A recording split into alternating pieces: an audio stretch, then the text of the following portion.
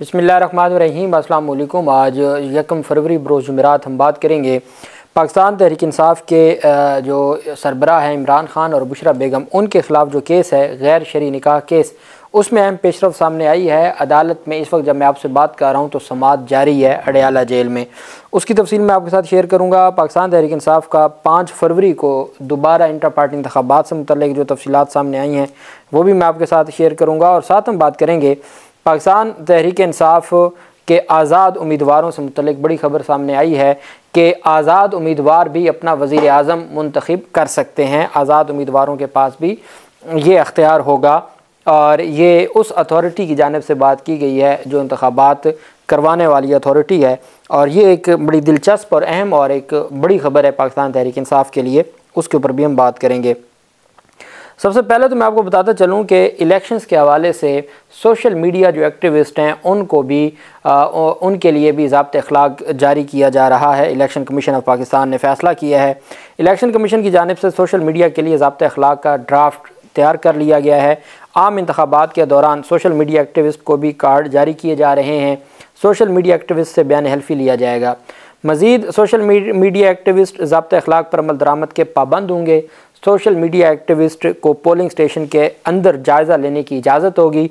Social media operator किसी सियासी जमात के लिए वोट नहीं मांग सकेगा इलेक्शन डे पर। और सोशल मीडिया एक्टिविस्ट किसी उम्मीदवार की तशहीर या वोटर पर असरअंदाज होने की कोशिश नहीं करेगा।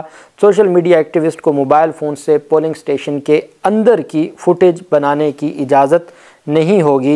ये एक तैयार किया गया है इलेक्शन कमीशन की जानिब से ज़ाब्ता अखलाक। और पहले तो मीडिया को, इंटरनेशनल मीडिया को इजाज़त थी, अब सोशल मीडिया जो एक्टिविस्ट हैं उनको भी बाकायदा कार्ड्स जारी होंगे और उसके तहत वो इंतखाबात की जो इलेक्शन डे की, और ये बहुत अच्छी बात है कि चूँकि सोशल मीडिया ही वो प्लेटफॉर्म है जो सच आवाम को दिखाता है, तो वो ज़ाब्ते अखलाक में जो इलेक्शन कमीशन की जानिब से जारी होगा उसमें रहते हुए वो अपनी ज़िम्मेदारियाँ निभाएंगे और चीज़ें बेहतरी की तरफ आएंगी। दूसरी जानिब जो अहम पेशरफ सामने आई है वो पाकिस्तान तहरीक इंसाफ के सरबराह इमरान खान का जेल से हामिद खान साहब के ज़रिए जो पैगाम दिया गया है। और उन्होंने हामिद खान ने कहा है कि बानी PTI का कौम को पैगाम है कि इंतखाबात में भरपूर हिस्सा लें और ज़्यादा से ज़्यादा लोग वोट डालने के लिए जाएँ। हामिद खान साहब ने कहा कि बानी PTI का ये पैगाम है कि उम्मीदवार हौसले से इलेक्शन लड़ें, 8 फरवरी को घरों से निकलें और PTI उम्मीदवारों को वोट दें। उन्होंने कहा कि बुशरा बेगम अडयाला जेल आने से पहले हाई कोर्ट गई थी। बुशरा बीबी इस्लामाबाद हाई कोर्ट से अडयाला जेल आई और गिरफ्तारी पेश कर दी। हामिद खान साहब का कहना था कि बुशरा बीबी के घर को सब जेल करार देने का फ़ैसला हुकूमत का है, हम में से किसी ने दरख्वास्त दायर नहीं की और ना ही बुशरा बेगम ने यह दरख्वास्त दायर की है। और चंद वकला का ये भी कहना है कि चूँकि तोशा खाना में अभी तहरीरी फ़ैसला सामने नहीं आया था, इस वजह से तहरीरी फ़ैसला आता, फिर वारंट सामने आते और फिर ही आगे जाके कोई कार्रवाई हो सकती थी। यही वजह है कि उनके घर को ही सब जेल डिक्लेयर किया गया। जबकि दूसरी जानिब जो एक परेशान कुन ख़बर है अडयाला जेल के हवाले से, जो ख़बर सामने आई है अडयाला जेल के हवाले से कि अडयाला जेल के लिए अफ़गानिस्तान और बैरून मुल्क से आई 2 मुख्तलिफ धमकी आमेज़ कॉलों और 3 दिन में जेल को उड़ाने की धमकी देने वाले कॉलर्स के ख़िलाफ़ मुकदमा दर्ज कर लिया गया है। सिक्योरिटी इदारों ने मुलज़मान की तलाश शुरू कर दी है।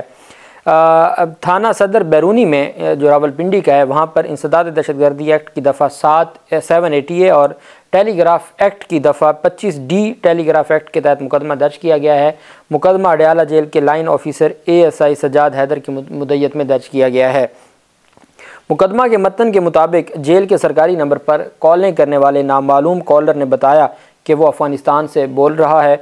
कॉलर की जानिब से पहली कॉल दिन 2:30 बजे और दूसरी कॉल शाम 4:15 बजे की गई। पहली कॉल का कोई नंबर जेल के फ़ोन की CLI पर ज़ाहिर नहीं हुआ और ये ख़बरें पहले भी सामने आ रही थी। वज़ारत दाखिला ने भी बाकायदा तौर पर इस पर एक अलामिया जारी किया था और जो बनी गाला का नोटिफिकेशन जारी किया गया था उसमें भी यही वजह लिखी गई थी सिक्योरिटी थ्रेट्स के हवाले से और वो इदारों की जो रिपोर्ट्स थी। तो अल्लाह पाक सबको महफूज रखे और अल्लाह पाक पाकिस्तान की हिफाजत करे। बहरहाल दूसरी जानिब पाकिस्तान तहरीक इंसाफ के सरबराह इमरान खान की जो अहम केस है वो गैर शरई निकाह केस है। इद्दत के दौरान जो निकाह केस है उसके हवाले से अहम पेशरफ सामने आ रही है और आज सारा दिन उस पर, चूँकि टोटल 3 गवाह हैं और 3 गवाहों पर जिरा होनी है, तो एक ही दिन में 3 के 3 गवाहान को कल इस्लामाबाद हाई कोर्ट ने इमरान खान की दरख्वास्त को खारिज किया और आज जो अदालत है उनकी जानिब से 3 के 3 गवाहों पर जिरा जारी है और पाकिस्तान तहरीक इंसाफ के वकला की जानिब से जिरा हो रही है। बुशरा बेगम को भी बनी गाला से अडयाला जेल ले आए और वहाँ वो भी उस पूरे प्रोसेस में, जो ट्रायल का प्रोसेस है, उसमें शरीक हैं। और ख़बरें ये भी, मीडिया रिपोर्ट्स ये बता रही हैं कि उनको भी हर सूरत आज ही सज़ा सुनाए जाने का इम्कान है इस केस के अंदर भी। तो ये तफसील जो भी सामने आती है वो भी मैं आपके साथ शेयर करूँगा। जबकि पाकिस्तान तहरीक इंसाफ की जानिब से 5 फरवरी को दोबारा इंट्रा पार्टी इंतखाबात करवाने का फ़ैसला किया गया है और पाकिस्तान तहरीक इंसाफ के जो फेडरल इलेक्शन कमिश्नर हैं रऊफ़ हसन, उनकी जानिब से इंट्रा पार्टी इंतखाबात का बाज़ाब्ता शेड्यूल जारी कर दिया गया है। PTI की जानिब से जारी अलामिया के मुताबिक तहरीक इंसाफ के इंट्रा पार्टी इंतखाबात 5 फरवरी बरोज़ पीर को मुनक्कद करवाए जाएंगे। कागजात नामजदगी 1 फरवरी से 2 फरवरी 2024 तक PTI के मरकज़ी सेक्रेटेरिएट या वेबसाइट से हासिल किए जा सकेंगे। कागजात नामजदगी जमा करवाने की आखिरी तारीख 2 फरवरी 2024 की रात 10 बजे तक होगी। उम्मीदवार अपने कागजात नामजदगी मरकज़ी और सूबाई सेक्रेटेरिएट्स और डिजिटली बज़रिया ईमेल भी जमा करा सकेंगे। अलामिया के मुताबिक पोलिंग का वक्त 5 फरवरी बरोज़ पीर सुबह 10 बजे शाम 4 बजे तक होगा। इलेक्शन के मकामात और अपीलेट ट्राइब्यूनल की तारीख का ऐलान 1 फरवरी 2024 को करने का भी कहा गया। PTI अलामिया में मज़ीद कहा गया कि इंटर पार्टी इलेक्शन के उम्मीदवारों के कागजात नामजदगी की स्क्रूटनी का जो अमल है वो 3 फरवरी 2024 को होगा। कागजात नामजदगी मुस्तरद होने की सूरत में एतराज़ात जमा करवाने का वक्त 3 फरवरी 2024 रात 10 बजे तक होगा। अलामिया के मुताबिक इंटर पार्टी इलेक्शन में हिस्सा लेने वाले तमाम फाइनल पैनल्स की फ़हरिस्तें 4 फरवरी की शाम 4 बजे वेबसाइट पर शाये की जाएंगी। इंटर पार्टी इलेक्शन के नताइज का बाज़ाब्ता ऐलान 6 फरवरी 2024 बरोज़ मंगल को किया जाएगा। गुज़श्ता रोज़ PTI की जनरल बॉडी ने इंटर पार्टी इंतखाबात के लिए chief election commissioner Rauf Hasan और अरकान इलेक्शन कमीशन की बाकायदा तौर पर मंजूरी दी थी और पार्टी आइन के तहत 15 दिन के अंदर अंदर इंटर पार्टी इंतखाबात की करारदाद मंजूर की गई थी। अब उसमें जो तफसीलात सामने आई हैं वो बाकायदा तौर पर शेड्यूल जारी किया गया है।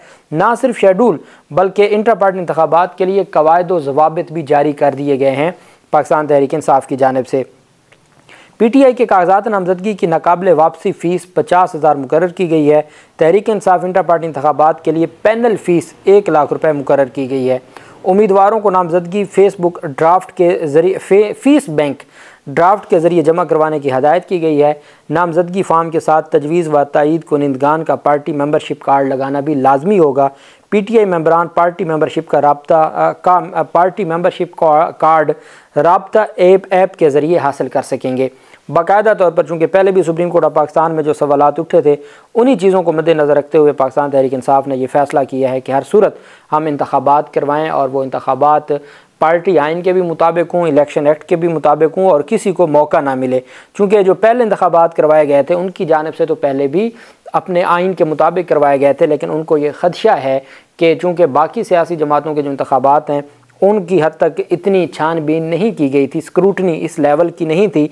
लेकिन जब पाकिस्तान तहरीक इंसाफ के इंतखाबात की बारी आई तो वो इलेक्शन कमीशन ने भी और मुअज़्ज़ज़ अदालतों ने भी उसमें ये उनकी जानिब से ये कहा गया है कि जब पार्टी के अंदर जमहूरियत नहीं होगी तो फिर पार्टी किस तरीके से मुल्क में जमहूरियत के लिए को अपना किरदार अदा कर सकती है। अब इसमें जो अकबर असबाबर या बाकी लोग हैं वो 13-14 दरख्वास्त गुजार, अब उनके लिए शर्त यह है कि वो जो राब्ता ऐप है पाकिस्तान तहरीक इंसाफ की, जो मेंबरशिप का एक सबूत है, वो ऑनलाइन राब्ता ऐप है पाकिस्तान तहरीक इंसाफ की, वहाँ से कार्ड उस अपनी मेंबरशिप नंबर लिख के कार्ड डाउनलोड करेंगे और वही सिर्फ एलिजिबल होंगे इंतखाबात के लिए। और उनके पास अगर पार्टी में शमूलियत का कोई सबूत होगा तो तभी वो इंतखाबात में हिस्सा ले सकते हैं।